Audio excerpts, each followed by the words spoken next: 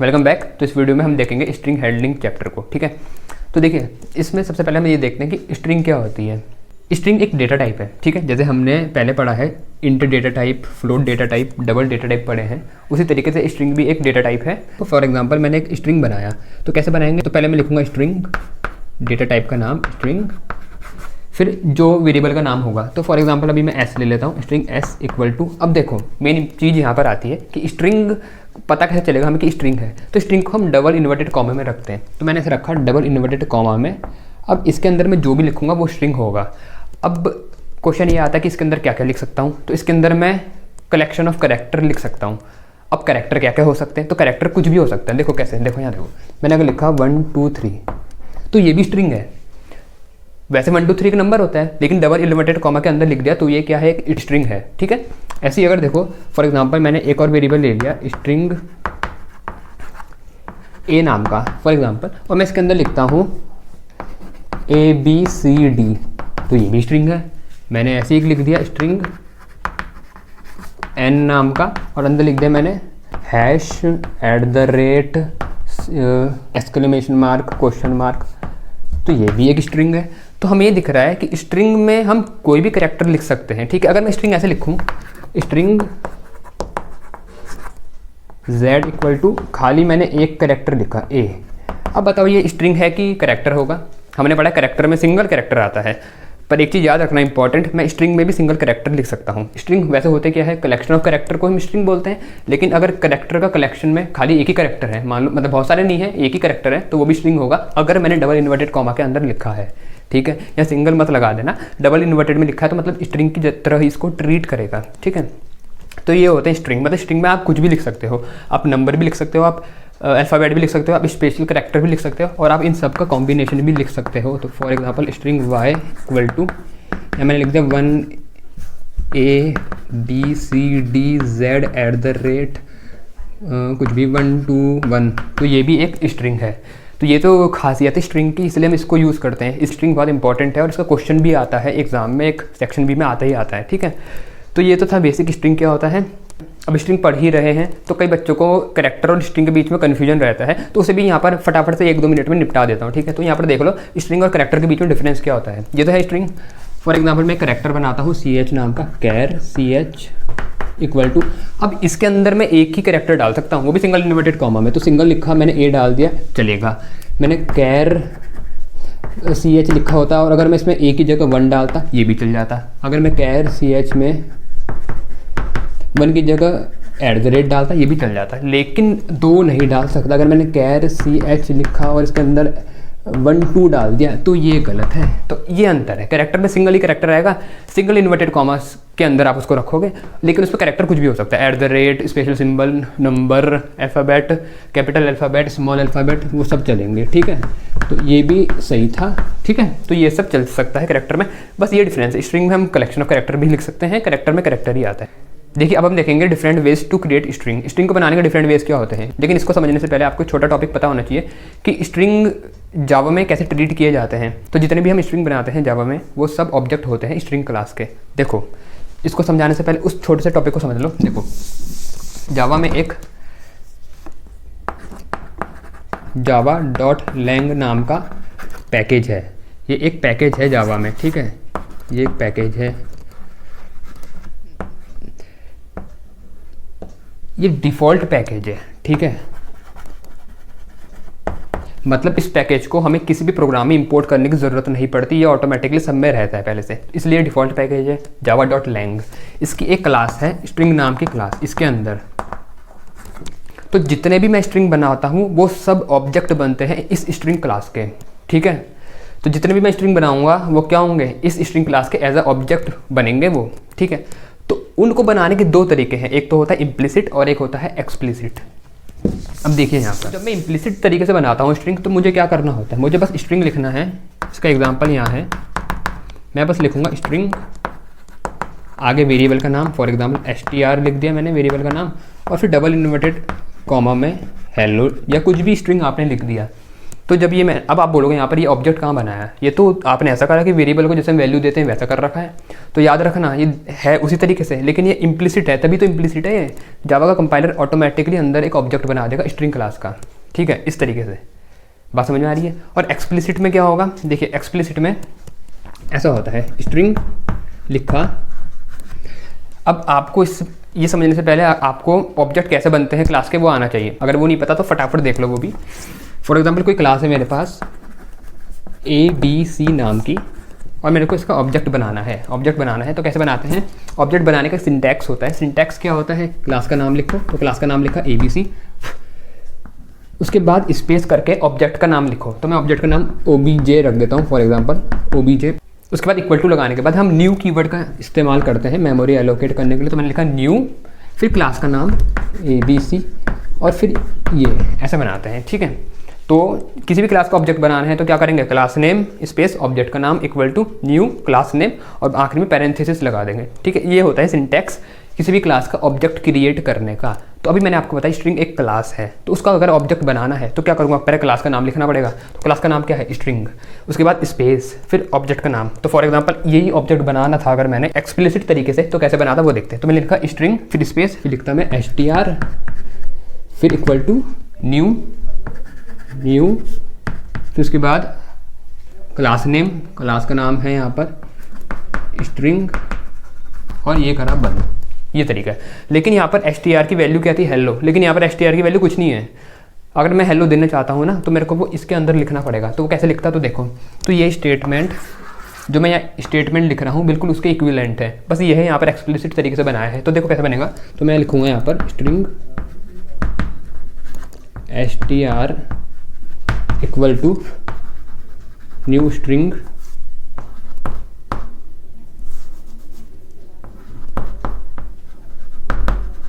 उसके बाद यहाँ अंदर डबल इन्वर्टेड कॉमा में हेलो, ये बंद करा, और ये बात समझ में आ रही इतनी ज़्यादा क्लियर है।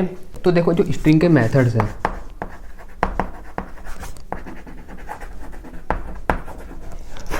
ये स्ट्रिंग के मेथड्स किन किन पर लग सकते हैं पहले वो देखते हैं। तो जितने भी स्ट्रिंग आप बनाते हो, चाहे आपने इम्प्लिसिट तरीके से बनाया, एक्सप्लिसिट तरीके से बनाया, उन सब में ये मेथड्स हम लगा सकते हैं। पहली चीज़ देखो मेथड क्या होता है। मेथड क्या होता है, कोई क्लास है, मान लो जैसे स्ट्रिंग ही क्लास है, उसी की बात कर रहा हूँ मैं, स्ट्रिंग क्लास की ही बात कर रहा हूँ। स्ट्रिंग नाम की क्लास है जो हमारे लैंग पैकेज में है, स्ट्रिंग नाम की क्लास। अब हमें ये पता है, आपको कॉमन सी बात पता होगी, हर क्लास के अंदर दो चीज़ें होती है, मेंबर वेरिएबल और मेंबर मेथड। इतना आपको पता है। कुछ मेंबर वेरिएबल होंगे और कुछ मेंबर मेथड होंगे। कुछ होंगे यहाँ पर मेंबर मेथड और कुछ होंगे यहाँ पर मेंबर वेरिएबल। स्ट्रिंग क्लास के अंदर हैं कुछ, ठीक है।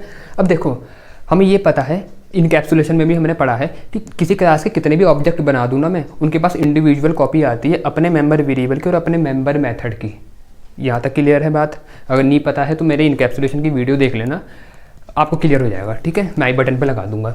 तो देखो हर क्लास के अपने मेंबर वेरिएबल और मेंबर मेथड होते हैं। तो जितने इस क्लास के ऑब्जेक्ट बनते हैं ना, चाहे किसी भी क्लास की बात कर लो, जितने भी उसके ऑब्जेक्ट बनते हैं ना, वो सब उस क्लास की मेंबर वेरिएबल और मेंबर मेथड को एक्सेस कर सकते हैं। ये तो हमें पता है ना। उन सबको वो ऑब्जेक्ट चला सकता है। तो जितने इसके ऑब्जेक्ट बनेंगे उसके पास इंडिविजुअल कॉपी होगी अपने मेंबर वेरिएबल की और अपने मेंबर मेथड की, ठीक है। तो ऐसी स्ट्रिंग क्लास जावा के लैंग पैकेज में बनी हुई है जिसमें खूब सारे मेथड हैं, ठीक है। तो जैसे ही मैं कोई भी स्ट्रिंग बनाता हूँ इम्प्लिसिट तरीके से और एक्सप्लिसिट तरीके से, तो हमें पता है वो स्ट्रिंग एज अ ऑब्जेक्ट बनता है और वो ऑब्जेक्ट इस स्ट्रिंग क्लास का बनता है। तो मुझे बताओ, अगर वो ऑब्जेक्ट इस स्ट्रिंग क्लास का बन रहा है तो वो इसके सारे मेंबर मेथड को एक्सेस कर सकता है, चला सकता है, ठीक है। तो इसलिए ही हम जितने भी स्ट्रिंग बनाते हैं उन सब में वो मेंबर मेथड उन सब स्ट्रिंग पर लगा सकते हैं जितनी भी आपने इम्प्लिसिट और एक्सप्लिसिट तरीके से बना रखी है, ठीक है। तो वो मेंबर मेथड क्या है, अब उनको हम देखते हैं डिटेल में हर एक को। तो स्ट्रिंग के जितने भी मेथड होते हैं ICSE के सेमेस्टर 2 के सिलेबस में हैं, वो ये 18 हैं। हर एक को मैं डिटेल में आपको समझाऊंगा। बस आप यहाँ पर कुछ कॉमन चीज़ें हैं जो इनमें जो आपको याद रखने में आसानी होगी वो समझ लो। यहाँ पर देखो जो पहली चीज़ लिखी है ये तो ये बताती है कि ये जो मेथड है, मेथड का नाम ये है, जैसे ट्रिम नाम का है। ये मेथड क्या वैल्यू रिटर्न करेगा, मतलब जैसे मैंने किसी स्ट्रिंग में ये मेथड लगा दिया ट्रिम नाम का, तो ये मेरे को स्ट्रिंग लौटा करके देगा। तो ठीक है, जो हर एक के पहले स्टार्टिंग में जो चीज़ लिखी है, अब देखो जैसे इंट लिखा हुआ है तो लिखा है इंट लेंथ।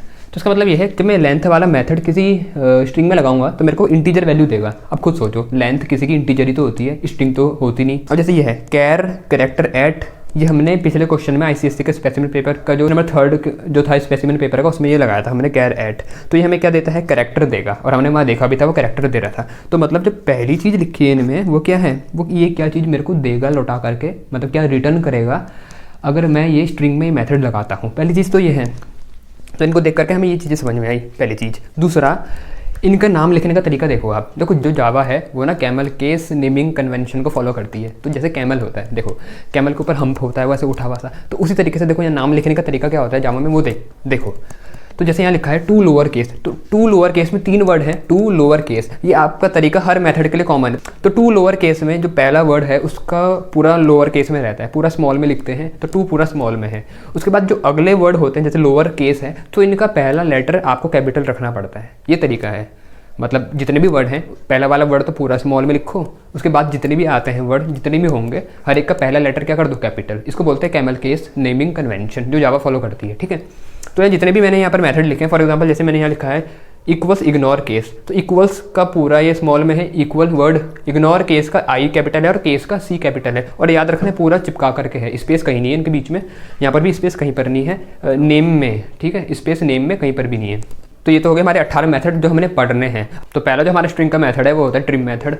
ट्रिम मेथड हमें पता है ये रिटर्न करता है स्ट्रिंग मतलब अगर मैंने किसी स्ट्रिंग पर ट्रिम मेथड लगाया तो वापस भी मेरे को स्ट्रिंग ही मिलेगा, लेकिन वो जो मेरे को स्ट्रिंग वापस मिलेगा उसमें से स्टार्टिंग के और एंडिंग के स्पेस गायब हो चुके होंगे। तो ये रिमूव कर देता है लीडिंग और ट्रेलिंग स्पेसेस, स्टार्टिंग के स्पेस और एंड वाले स्पेस ये हटा देता है, लेकिन स्ट्रिंग के बीच में जितने भी स्पेस होंगे वो वैसे के वैसे ही रहेंगे। बस स्टार्टिंग के जितने स्पेस होते हैं उनको हटाएगा अगर आपने कोई स्पेस दिया है, और एंड में अगर दे रखा है तो उनको हटाएगा। तो एग्जाम्पल से समझते हैं, एग्जाम्पल से पूरा क्लियर हो जाएगा। देखो क्लास बना रखी है, मेन मेथड है, इसको तो छोड़ो, ये है मेन। स्ट्रिंग दे रखा है मैंने हेलो हाई करके, देखो स्टार्टिंग में यहाँ पर स्पेस है, इतने हेलो हाई के बीच में स्पेस है और हाई के बाद भी स्पेस है, और यहाँ पर डबल इन्वर्टेड कॉमा स्टार्ट करा है, यहाँ एंड करा है, तो यहाँ से यहाँ तक पूरा मेरा स्ट्रिंग होगा इसके अंदर वाला। तो स्पेस भी स्ट्रिंग है, space hello space high space, ये पूरा एक स्ट्रिंग हो गया जो str में स्टोर्ड है।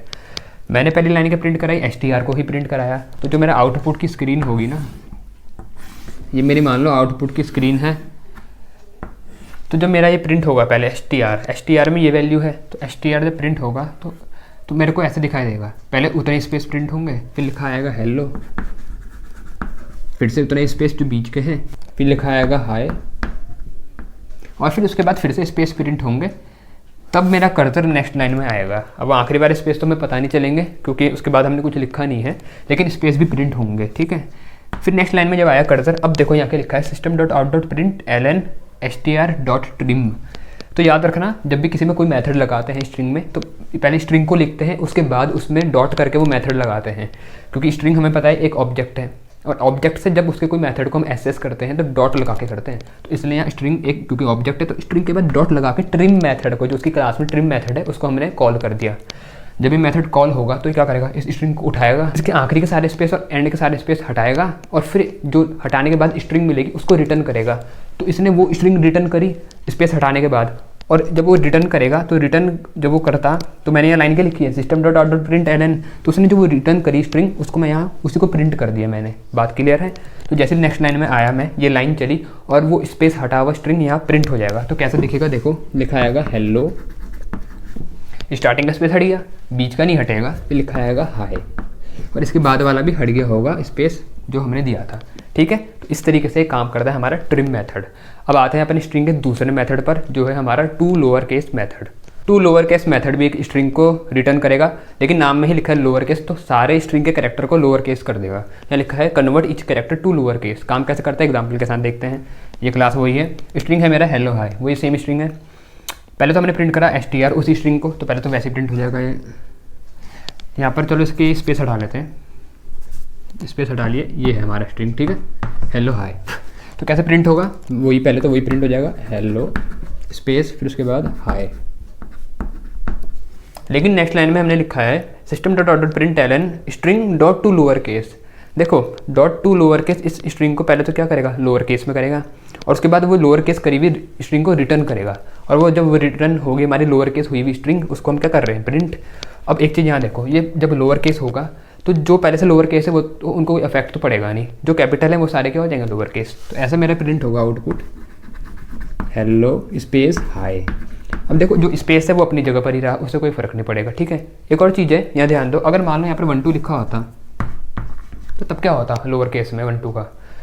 तो याद रखना जो लेटर होते हैं अपर केस उन्हीं को ये लोअर केस करता है, बाकी जो कैरेक्टर लोअर केस जिनका नहीं होता तो वो वैसे ही रहेंगे। तो 1 2 हमारा यहाँ पर ऐसे ही आएगा, ठीक है। 1 2 यहाँ पर ऐसे ही प्रिंट होएगा। अगर फॉर एग्जांपल 1 2 नहीं होता, यहाँ @ होता तो @ भी फिर ऐसे ही आता, ठीक है। मतलब जितने इससे हो सकेंगे जो लेटर होते हैं लोअर केस उन्हीं को करेगा, जो नहीं होता तो उन्हें कोई फ़र्क नहीं पड़ेगा, वो जैसे स्पेशल कैरेक्टर और डिजिट हो गए तो ये वैसे के वैसे प्रिंट हो जाएंगे, ठीक है। तो ये होता है हमारा लोअर केस मेथड। अब ऐसे ही हमारा अगला मेथड है अपर केस। आपको समझ में आ गया होगा अपर केस क्या करेगा।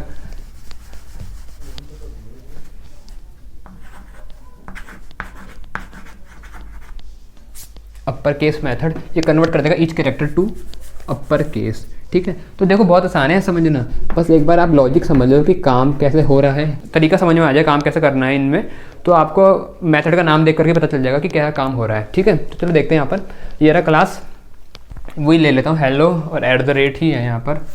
तो यहाँ पर क्या प्रिंट होगा अपर केस, तो हेलो @ पहली लाइन में तो स्ट्रिंग प्रिंट कर रहे हैं, वैसा का वैसे ही हो गया। अगली लाइन में ये अपर हो जाएगा, यहाँ पर टू अपर केस है, तो जब नीचे यहाँ प्रिंट होगा तो ये तो ऐसे ही रहा, लेकिन नीचे वाली लाइन में जहाँ पर स्ट्रिंग टू अपर केस हो रहा है तो यहाँ पर स्ट्रिंग लौटाएगा वो हमें जो अपर केस हुई भी होगी, और फिर हम उसको क्या कर रहे हैं प्रिंट कर रहे हैं, ठीक है। तो यहाँ पर अच्छा यहाँ पर जो है ये हम प्रिंट कर रहे हैं, यहाँ पर प्रिंट ना करके इसको वेरिएबल में भी स्टोर कर सकते हैं। तो स्ट्रिंग वेरिएबल का नाम लिख करके इसको स्टोर कर दो, तो वो फिर स्ट्रिंग वेरिएबल में जो ये लौटाएगा स्ट्रिंग हमें अपर केस करी भी उसमें स्टोर हो जाएगी, ऐसा भी कर सकते हैं हम, ठीक है। तो यहाँ पर देखो ये आएगा मेरा आउटपुट हेलो कैपिटल में पूरा और @ ऐसा ही आएगा। तो अब अगले स्ट्रिंग के मेथड में आते हैं। तो जो हमारा फोर्थ मेथड है स्ट्रिंग का वो है लेंथ मेथड। लेंथ मेथड क्या करता है, रिटर्न करता है लेंथ ऑफ स्ट्रिंग। ये एग्जाम पॉइंट ऑफ व्यू से बहुत इंपॉर्टेंट है, क्वेश्चन में कई बार हमें स्ट्रिंग की लेंथ निकालने की ज़रूरत पड़ जाती है, तब हम इस मेथड का यूज़ करते हैं, तो इसको आप इंपॉर्टेंट मार्क कर लेना। एग्जाम्पल के साथ देखते हैं। मेन मेथड बना रखा है, स्ट्रिंग है ICSC, ठीक है। अच्छा आप मेरे को बताओ उसकी लेंथ क्या होगी। लेंथ का मतलब होता है उसमें कितने कैरेक्टर हैं, तो कितने कैरेक्टर हैं इसमें 1 2 3 4, लेंथ होनी चाहिए 4, ठीक है। देखो पहले तो हमने प्रिंट करा str, उस स्ट्रिंग को प्रिंट करा तो आउटपुट में मेरे को ICSC लिखा हुआ दिखेगा, ICSC, ठीक है। ये तो हो गया प्रिंट। नेक्स्ट लाइन में लिखा है system.out.println str.length। याद रखना लेंथ जो मेथड है ये इंटीजर वैल्यू रिटर्न करता है। अब खुद देखो आपने अभी मेरे को बताया ICSC की लेंथ है 4 क्या है इंटीजर है ना, तो इसलिए हम बोल रहे हैं कि इंटीजर रिटर्न करता है। बाकी में हमने देखा वो स्ट्रिंग रिटर्न कर रहे थे, ठीक है। तो ये भी इंपॉर्टेंट चीज़ आप याद रखना। तो यहाँ पर देखो अब यहाँ पर जब ये लाइन चलेगी str.length तो ये इस स्ट्रिंग को उठाएगा, ये जो हमारा लेंथ मेथड है, और उसकी वो लेंथ फाइंड करेगा, तो उसकी लेंथ कितनी है 4, और उसको रिटर्न करेगा। तो जब वो रिटर्न करेगा हम उसको क्या करा रहे हैं प्रिंट, तो ये लिखा आ जाएगा 4। अब देखो मैंने पिछली बार ही बोला था इसको हम वेरिएबल में स्टोर कर सकते हैं, अब वो करते कैसे हैं वो भी देख लेते हैं। तो मैं चाहता हूँ कि मैं प्रिंट नहीं कराना चाहता, मैं इसको स्टोर कराना चाहता हूँ, तो मैं ऐसे लिख सकता हूँ, इस लाइन को हटा दो, तो यहाँ मैं ऐसे लिख सकता हूँ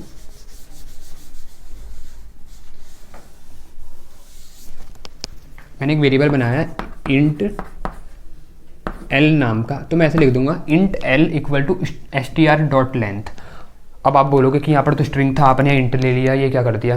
देखो स्ट्रिंग डॉट लेंथ रिटर्न करता है इंटीजर वैल्यू, वो अलग बात है, वो स्ट्रिंग पर काम कर रहा है, लेकिन रिटर्न जो करता है मेन चीज़ उस पर फोकस करना है, तभी मैं ये आपको समझा रहा हूँ यहाँ पर वेरिएबल लेकर के, ठीक है।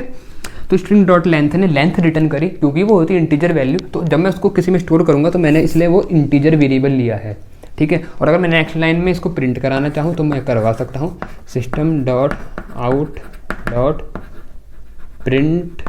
मैंने लिख दिया l, तो आउटपुट मेरा सेम रहेगा, कोई फ़र्क नहीं पड़ने वाला, क्योंकि मैंने करा क्या है मैंने l में इसकी वैल्यू स्टोर करी और इसकी वैल्यू जो थी वो 4 थी। नेक्स्ट लाइन में उसे प्रिंट करा रहा हूँ l को, और l में 4 वैल्यू स्टोर है, तो आउटपुट बिल्कुल सेम रहेगा। लेकिन आपको ये पता होना चाहिए कि हम ऐसे भी कर सकते हैं, ठीक है। बात क्लियर है, अगर आपको पता रहेगा तो आपको प्रोग्राम बनाने में आसानी रहेगी, ठीक है। तो अब अपने नेक्स्ट मेथड पे आते हैं स्ट्रिंग के। तो अब देखते हैं हम कैरेट मेथड को, ये इंपॉर्टेंट मेथड है, याद रखना। ये हमारा स्पेसिमेन पेपर में क्वेश्चन आ रखा था 3rd वाला, उसमें इसकी ज़रूरत पड़ी थी, मैंने आपको कराया भी है वो क्वेश्चन, आप उसमें देख सकते हैं, तो इंपॉर्टेंट है, ठीक है। CharAt method. अब देखते हैं मेथड करता क्या है, ये रिटर्न करता है कैरेक्टर एट पर्टिकुलर इंडेक्स। मतलब जो मैं इंडेक्स डालूंगा उस इंडेक्स पर जो कैरेक्टर है वो ये रिटर्न करेगा। अब ये कैसे होता है, काम कैसे करता है, वो एग्जांपल से समझते हैं। देखो स्ट्रिंग है ICSC, तो याद रखना जैसे ICSC है ICSE, तो स्ट्रिंग में हमें पता है इसकी लेंथ है 4, लेकिन याद रखना जब स्ट्रिंग है ना इसमें भी इंडेक्स होता है, तो इसका इंडेक्स हमें पता है, इंडेक्स हमेशा 0 से स्टार्ट होता है, तो पहले वाले का 0 होगा, अगले का 1 2 और आखिरी वाले का 3। तो आप ये भी कह सकते हो कि आखिरी इंडेक्स जो इसका होगा वो इसकी लेंथ -1 होगा। ठीक है, ये ज़रूरत पड़ जाती है कभी कभी प्रोग्रामिंग में, जब इसमें प्रोग्राम बनाओगे आप, तो इसकी लेंथ क्योंकि 4 है तो आखिरी मतलब 4 - 1 कितना होगा, इंडेक्स 3। एक तरीका ये है, और इंडेक्स वैसे भी 0 से स्टार्ट होता है, तो हम भी देख सकते हैं पहला 0 फिर 1 फिर 2 फिर 3, यहाँ तक हो गया। ठीक है, उसके बाद जब हमने प्रिंट करा STR को तो ICSC वैसे का वैसा प्रिंट होगा। अब नेक्स्ट लाइन में आते हैं, मैंने यहाँ लिखा है system.out.println str.char@0, मतलब जो स्ट्रिंग है उसके 0 इंडेक्स पे कौन सा कैरेक्टर है वो दो। तो देख लो अब स्ट्रिंग है हमारी ICSC, तो उसके 0 इंडेक्स में कौन सा कैरेक्टर है, आई कैरेक्टर है ना, तो ये मेथड हमारा क्या रिटर्न करता है, कैरेक्टर। तो ये मेरे को कैरेक्टर देगा, कौन सा, जो 0 इंडेक्स पर है इस स्ट्रिंग के, तो इस स्ट्रिंग के 0 इंडेक्स पर है आई, तो ये मेरे को रिटर्न करेगा आई, और मैं उसको कर रहा हूँ प्रिंट, तो यहाँ प्रिंट हो जाएगा आई। अब अगर आप इसको भी किसी वेरिएबल में स्टोर कराना चाहते हैं तो आप कर सकते हैं, तो लेकिन आपको कौन से टाइप का वेरिएबल बनाना पड़ेगा, क्या रिटर्न कर रहा है वो, कैरेक्टर, तो कैरेक्टर टाइप का बनाना पड़ेगा। ठीक है, तो मैं यहाँ लिख सकता हूँ char ch इक्वल टू ऐसा, तो भी बिल्कुल ठीक है, प्रोग्राम रन करेगा। और फिर अगर मैं system.out.println अगर मैं ch को प्रिंट करूँ तो आंसर मेरा यही आएगा। क्यों, क्योंकि ch में क्या है, जो स्ट्रिंग के 0 इंडेक्स में कैरेक्टर है वो उठा करके हमने ch में स्टोर करवा दिया, तो ch में आई होगा, और जब प्रिंट करा रहा हूँ मैं ch को तो मेरा आई प्रिंट होगा। बात क्लियर है, तो इस तरीके से काम कर रहे हैं हमारे मेथड, बहुत आसान है ना। अब देखो यहाँ पर अगर मैं यहाँ पर 0 की बजाय 2 लिख दूँ तो बताओ क्या होगा। अगर मैंने यहाँ 2 लिख दिया तो इसका मतलब है कि स्ट्रिंग के दूसरे इंडेक्स का कैरेक्टर उठाओ और उसे रिटर्न करो। तो दूसरे इंडेक्स पर आप देख लो क्या है, S है, तो S यहाँ पर आ जाएगा ch में और फिर वो प्रिंट हो जाएगा। तो मेरा नेक्स्ट लाइन में क्या आएगा, यहाँ पर S आएगा। मेरे ख्याल से बात क्लियर है। तो इस तरीके से काम करते हैं हमारे स्ट्रिंग के मेथड। ठीक है, तो अब नेक्स्ट मेथड देखते हैं हमारा स्ट्रिंग में क्या होता है। हमारा 6th मेथड है जो स्ट्रिंग का, वो है इंडेक्स ऑफ मेथड। देखो नाम में लिखा है इंडेक्स ऑफ, तो रिटर्न करता है index of first occurrence of specified character. तो ये मेथड का क्या काम है, ये रिटर्न करता है index of first occurrence, main चीज़ है first occurrence of specified character. अब देखो ये काम कैसे करेगा, ये मेरा एक एग्जांपल है, इसमें मैंने स्ट्रिंग ले रखी है हेलो एवरीवन। ठीक है, अब यहाँ पर लिखा है मैंने system.out.println str, तो str में तो यही है, तो स्ट्रिंग जो मेरी प्रिंट हुई वो है हेलो एवरीवन, यहाँ तक तो ठीक है। नेक्स्ट लाइन में मैंने लिखा है int index equal to str.index of e। देखो स्ट्रिंग जो हमारी है हेलो एवरीवन, उसके आगे मैंने लिखा है डॉट इंडेक्स ऑफ e, मतलब इस स्ट्रिंग में इंडेक्स बताओ e कैरेक्टर का। अब देख ध्यान देने वाली बात यह है, e यहाँ पर ये भी है, e ये भी है, e ये भी है, तो मैंने इस स्ट्रिंग को समझाने के लिए इस फॉर्म में लिखा हुआ है जहाँ पर हर एक का मैंने इंडेक्स आपको बता रखा है। ठीक है, अब देखो e मेरा एक ये है, e एक ये है, e एक ये है, लेकिन उसमें बोला है डेफिनेशन में फर्स्ट अकरेंस, जब पहली बार उसे ई दिख गया तो वो वहीं रुक जाएगा और उसका इंडेक्स आपको दे देगा। तो बताओ पहला ई कौन सा इंडेक्स पर है, 1 पर है, तो ये मेरे को क्या देना चाहिए, रिटर्न क्या करेगा, 1 करेगा। तो जब इसने 1 रिटर्न करा तो 1 बताओ क्या है, इंटीजर है ना, तो ये याद रखना ये वाला मेथड इंटीजर वैल्यू रिटर्न करता है, इसलिए मैंने यहाँ पर इंटीजर इंडेक्स नाम का वेरिएबल लिख रखा है, जिसमें वो जो रिटर्न करेगा वैल्यू वो इसमें आकर के स्टोर हो जाएगी। तो इंडेक्स में क्या वैल्यू आकर के स्टोर हुई होगी, 1। ठीक है, अब नेक्स्ट लाइन में हम प्रिंट कर देंगे यहाँ पर इंडेक्स। अब बताओ आप मेरे को क्या मेरा आउटपुट आना चाहिए, इंडेक्स में थी वैल्यू, जो ई का इंडेक्स है, ई का इंडेक्स है 1, तो इंडेक्स में थी 1 वैल्यू, तो ये क्या प्रिंट कर देगा, 1। यहाँ तक तो ठीक है।